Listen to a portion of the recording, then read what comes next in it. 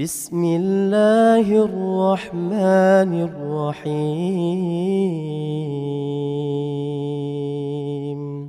Nah, saudara-saudaraku muslimin dan muslimat yang dimuliakan oleh Allah, ya, penyakit adalah sebuah ujian dan sebuah musibah yang Allah Subhanahu wa Ta'ala menguji hamba-hambanya.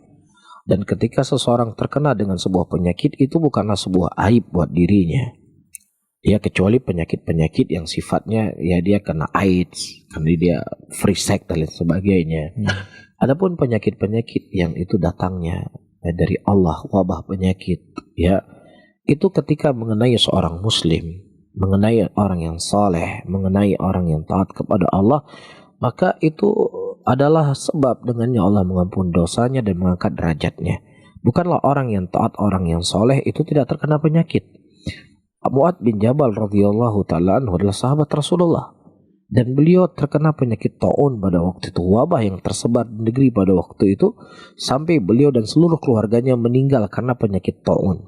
Jadi ketika ada seorang terkena sebuah penyakit dan lain sebagainya, kita sebagai seorang muslim bukan ketawa, kacau, kapajuh. Ya, kita nggak demikian. Ya, kita sebagai seorang muslim ya semoga Allah menyembuhkan penyakitnya, dan semoga Allah memberikan apa yang terbaik untuknya, Allah yang lebih tahu. Ya, cuma dari sisi lain juga penyakit itu bukan sebuah hal yang itu datangnya dari Allah, bukan menunjukkan kutukan dan lain sebagainya.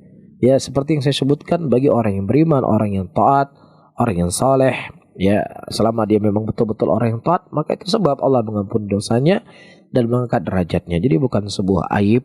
Dalam kondisi seperti ini kita tetap menjaga diri kita. Ya, mungkin di Aceh sudah semakin banyak orang terpapar corona. Ya, kita menjaga diri kita dengan mengikuti protokol-protokol kesehatan dan yang semisalnya. Ya, dan yang paling terpenting jangan lupa berdoa kepada Allah. Namun bukan berarti orang yang mereka baik atau orang yang rajin sholat atau yang semisalnya mereka nggak terpapar penyakit ini. Enggak.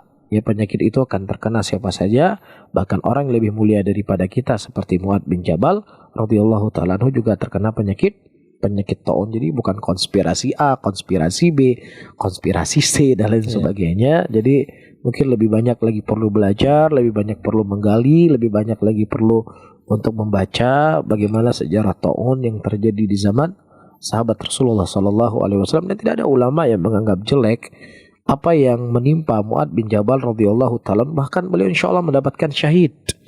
Dia mendapatkan syahid dari penyakit apa yang beliau derita, kemudian beliau wafat di situ. Nah, wallahu a'lam.